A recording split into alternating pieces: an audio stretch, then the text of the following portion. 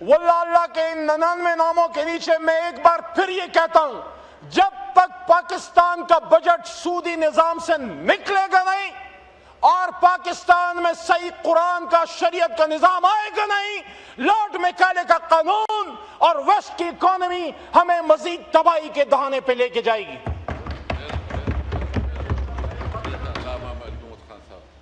मोहतरम deputy speaker साहब, कहानी बड़ी तवील है लेकिन वक्त मेरे पास कम है और मैं ज्यादा बात करना भी नहीं चाहता।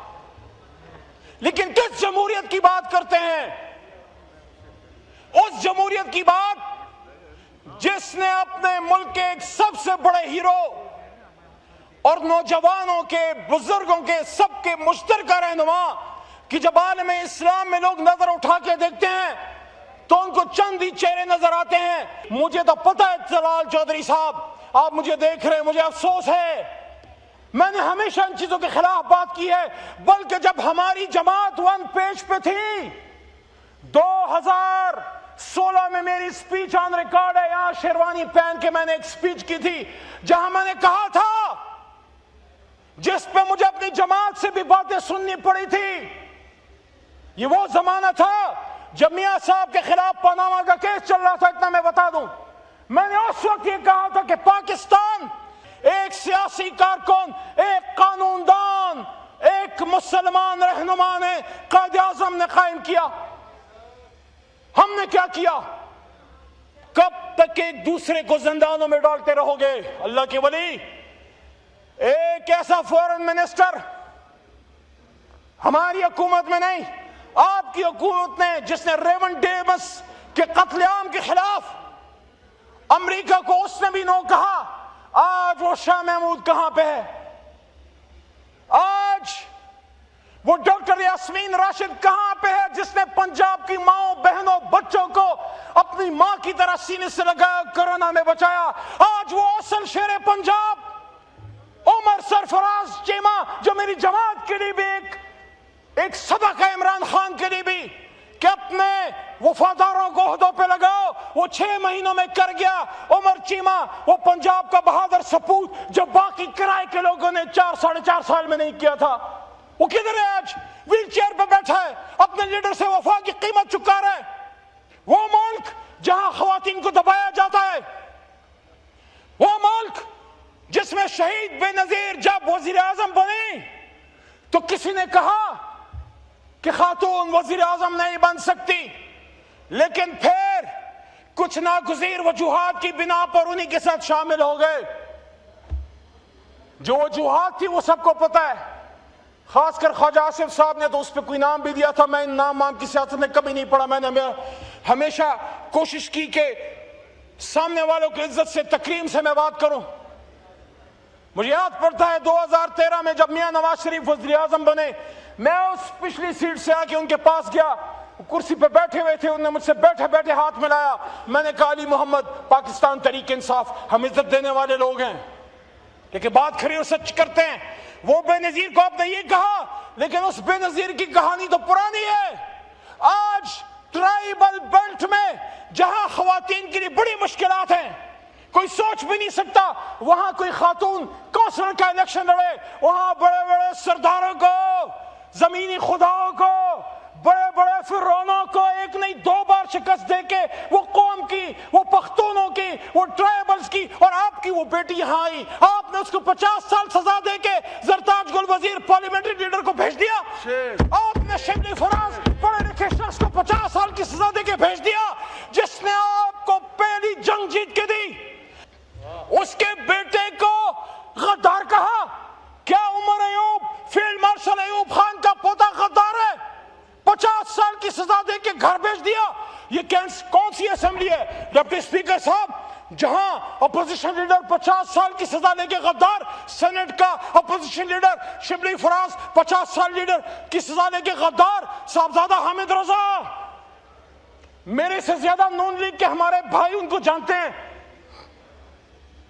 पाकिस्तान में दहशतगर्दों के खिलाफ अपने सर पे कफन बांध के जो शख्स निकला, साहबजादा हामिद रजा, जो पाकिस्तान में मजहबी या गानगत और ये जहदी की अलामत है। उसको भी 50 साल की सजा, अहमद खान बच्चर को भी 50 साल की सजा, मेरे चतराल की शान चतराली साहब को 50 साल की 10 साल की सजा।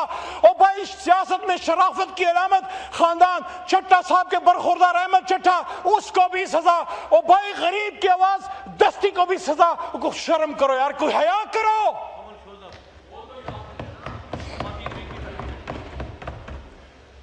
आज गरीब की बड़ी बात की जाती है, आज मजदूर की बड़ी बात की जाती है। डिप्टी स्पीकर साहब, आप मुतवज्जे हैं, दिल से सुन रहे हैं ना? ए चांद यहां ना निकला कर, बेनाम से सपने दिखला कर। ए चांद यहां ना निकला कर, बेनाम से सपने दिखला कर। यहां उल्टी गंगा बहती है, इस देश में अंधे हाकिम है, ना डरते हैं ना नादिम है, ना लोगों के वो खादिम है। हाँ है यहां कारोबार बहुत, हाँ है यहां कारोबार बहुत। इस देश में गुर्दे बिकते हैं। कुछ लोग हैं आलीशान बहुत, और कुछ का मकसद रोटी है। ए चांद यहां ना निकला कर।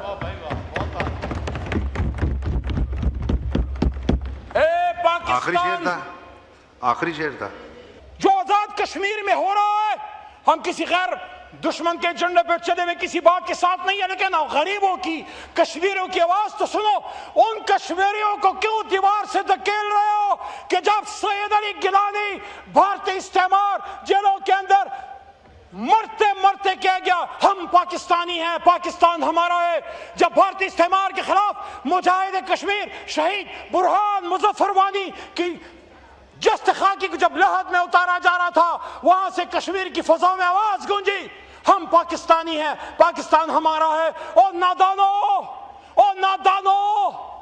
ये हमसे ज्यादा पाकिस्तानी है। कश्मीर में आज भी यही नारे उठते हैं, कश्मीर बनेगा पाकिस्तान, कश्मीर बनेगा पाकिस्तान। तुम पे कोई पॉलिसी इंप्लीमेंट ना करो, बल्कि वो करो। जब मैं पहली बार कश्मीर जा रहा था, इमरान खान साहब से मैंने पूछा, ये 2015 की बात है, मैंने कहा खान साहब कश्मीरियों को क्या कहूं, आपका कोई पैगाम है? ISF का कन्वेंशन था। खान ने मुझे कहा अली कश्मीरियों को कहो, इमरान खान कह रहे कश्मीर के फैसले कश्मीरी करेंगे, कश्मीर में। लेकिन चले वक्त आपके पास, वक्त का दामन कम है। आए इस मामले को समेटते हैं। आए डिप्टी स्पीकर साहब इस मामले को समेटते हैं। और आगे का रास्ता फिर कौन देगा? आप दोगे, मैं दूंगा, शहबाज शरीफ साहब देंगे, या इमरान खान देगा? नो, आगे का रास्ता सरकार दो आलम हजरत मोहम्मद मुस्तफा दे के चलेंगे। आओ फतह मक्का मॉडल पे जाए। मैं बस 1 मिनट में क्लोज करता हूं। फतह मक्का मॉडल क्या है? जब ये इलेक्शन हुआ 16 फरवरी 2024 को मैं अपने लीडर जनाब इमरान खान के पास गया।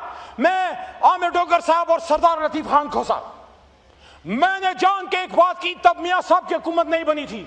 मैं चाहता था कि पॉलिटिकल क्लोजर हो, कोई सियासी इंतकाम की फजा खत्म हो। जो भी हुकूमत बने, एक ऐसी हुकूमत बने जो पाकिस्तान के सियासी नासूर इंतकाम की आग पे वो मरहम रखे।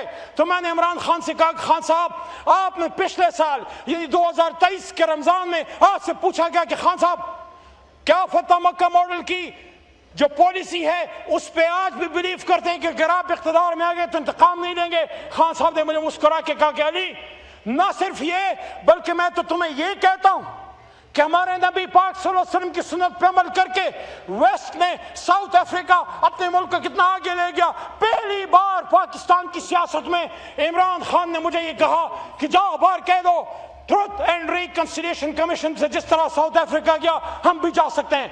आओ सच बोले और सच्ची बात करें। है हिम्मत, कर सकते हो।